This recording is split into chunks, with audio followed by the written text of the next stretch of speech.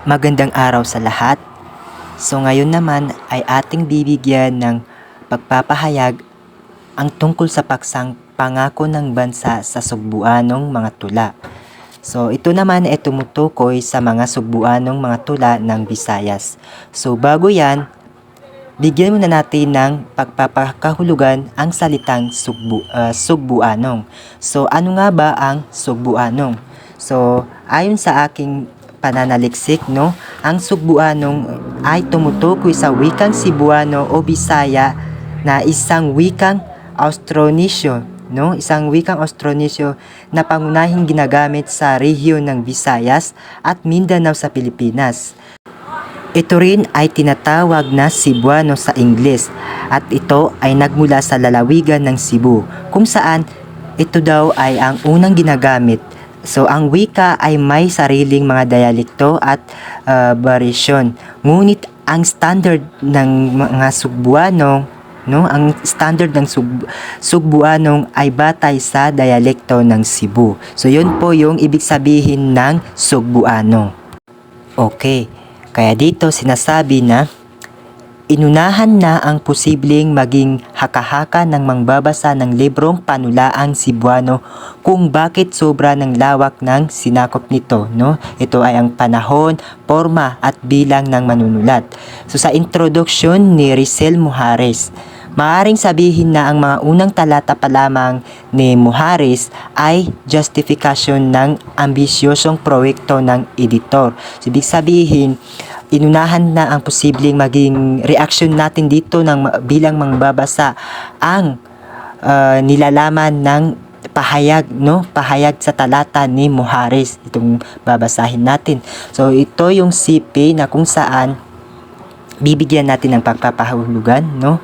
So dito sinasabi na sa talata na may mahalagang papel sa kulturang Pilipino ang panulaang Cebuano.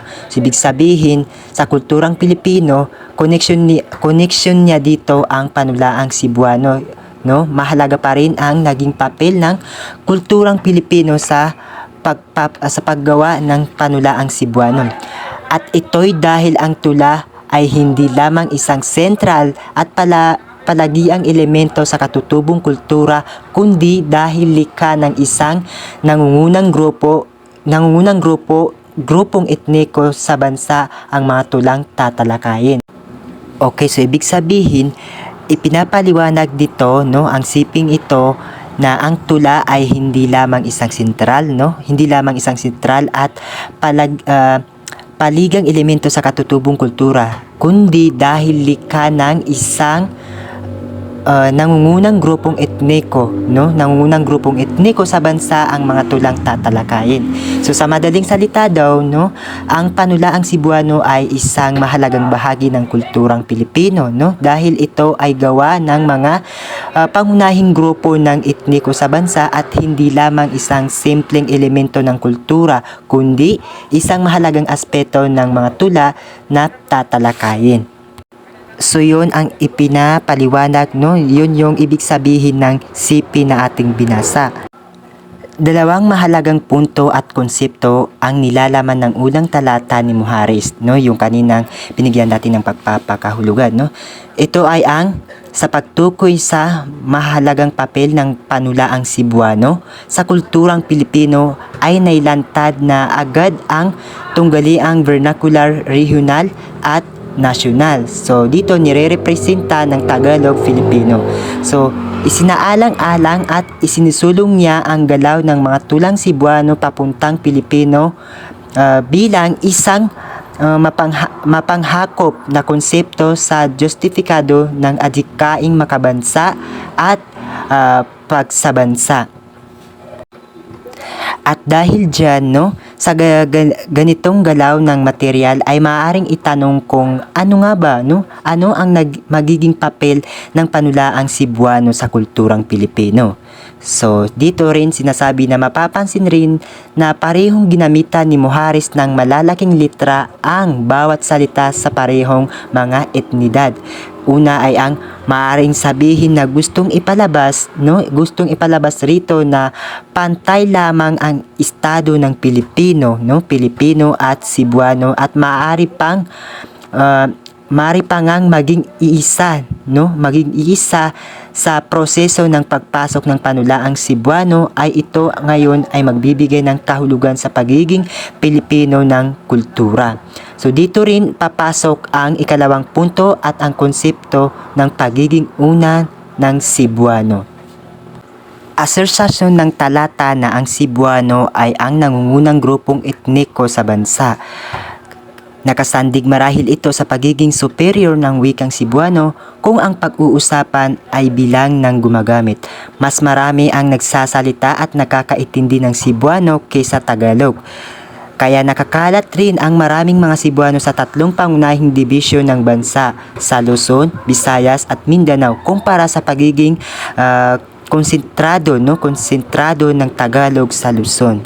So, ibig sabihin nito, dito natin mapapatunayan kung bakit ang rason ng author, kung bakit niya pinapantay yung kulturang Pilipino sa Cebuano ay dahil sa dami nito, Kaya, kung mapapansin natin sa kasalukuyan, masasabi pa rin natin na mas marami pa rin yung Cebuano, mas marami pa rin yung naninirahang Cebuano, Luzon o Visayas man at sa Mindanao kumpara sa mga original na Tagalog. Kaya kung sa larangan naman ng ekonomiya ang pag-uusapan, ay hindi ito hindi dependent sa sentrong Maynila ang mga Cebuano. Bakit nga ba? Dahil nagawa nitong makamit ang estado bilang may maunlad na lungsod sa diretsong nakikipagkalakalan sa ibang bansa. So maging hanggang ngayon pa rin ay makikita natin yan, ang ekonomiya ng Cebu ay talagang umuunlad. At saka kaya rin nitong ibigay ang pangangailangan ng industriya ng turismo dahil sa nakalatag na infrastruktura, at madaling ma-access na mga material sa nesesidad. So sa katunayan nga, isa ang Cebu sa may mga nag-aadika ng federalismo at paghihiwalay sa sentro ng estado. Suportado rin ng kasaysayan ng Cebu ang lakas ng kanyang kultural sa asersasyon. At dito unang itinatag ang unang pamayanan ng mga kolonisador ng Kastila.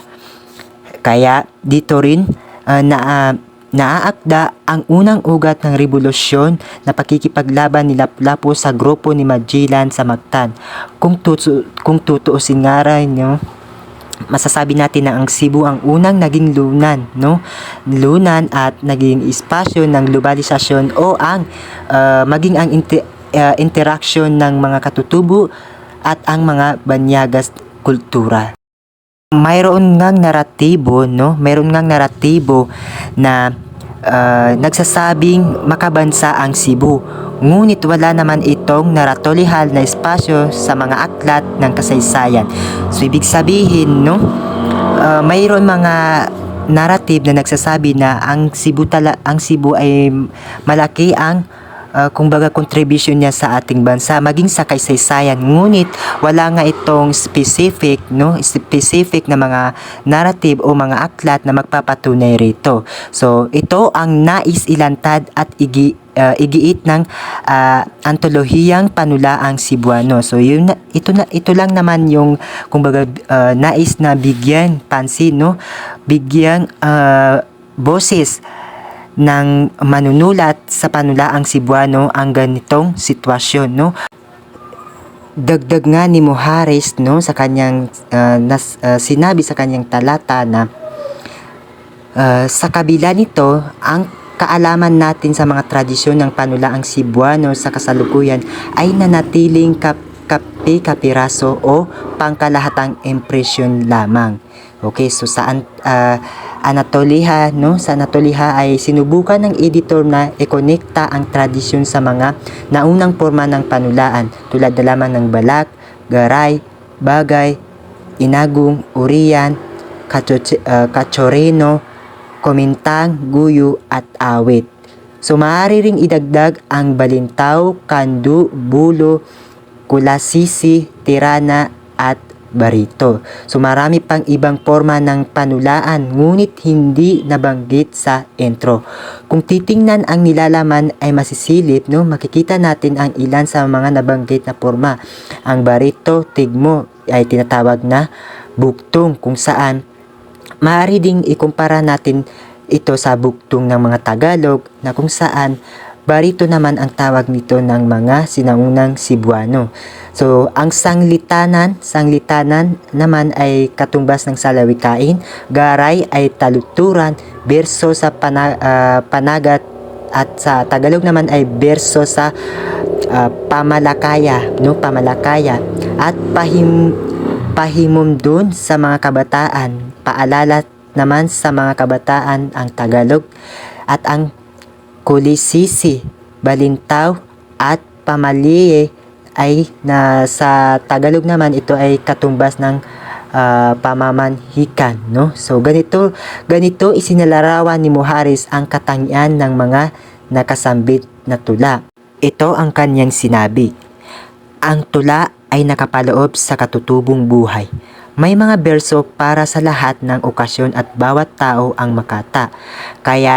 Kaya nga gumagalaw tayo sa napakalawak at dinamikong larangan ng pang-araw-araw na buhay kung saan pinatitingkad at pinahahalagahan ang wika sa ganitong paraang may nalilikhang mga matulaing muda at genre para sa mga espesipikong okasyon at layunin. Bagaman may mga samutsaring forma, mayroon din naman kinasasaligang katatagan. Isang buong yaman ng mga forma, larawan at sumbingay o tropes ang nilikha mula sa isang limitadong saklaw ng mga tema at paraan. So nariyan din ang mga palagiang pagpapalit ng mga imahen at sumbingay. Okay, so kung mapapansin natin, malalim ang ipinapahiwatig ng talatang ito na sinabi ni Muhares. So, bigyan natin ng pagpapakahulugan ang ilan sa mga linyang kanyang binitawan dito. So, doon sa sinabi niya na ang tula ay nakapaloob sa katutubong buhay, no? So, ibig sabihin nito, ang tula ay bahagi ng karanasan at kultura ng mga tao. Doon naman sa mga dito sa sinabi niya may mga berso para sa lahat ng okasyon at bawat tao ang makata. So, ibig sabihin, no, sa aking sariling interpretasyon, ang tula ay may iba't ibang anyo na maaaring gamitin sa anumang sitwasyon at para sa sinuman, no? Para sa sinuman na may talento sa pagsulat o di kaya sa pagbibigkas nito. Doon naman sa gumagalaw tayo sa napakalawak at dinamikong larangan ng pang-araw-araw na buhay. Maaaring sabihin natin na dito ipinapakita nito ang buhay, no? Ang buhay ay puno ng mga pagbabago at karanasan na pinagmamasdan, no? At pinahahalagahan sa pamamagitan ng sariling wika. At sa sinabi niyang pinatitingkad, no? Pinatitingkad at pinapahalagahan ang wika. So tama naman, no? So ang tula ay ginagamit upang bigyang halaga o di kaya pagandahin ang wika na nagiging tulay sa paglikha ng mga matulain at makulay na moda o genre. At doon naman sa sinabi niyang may samut-saring forma.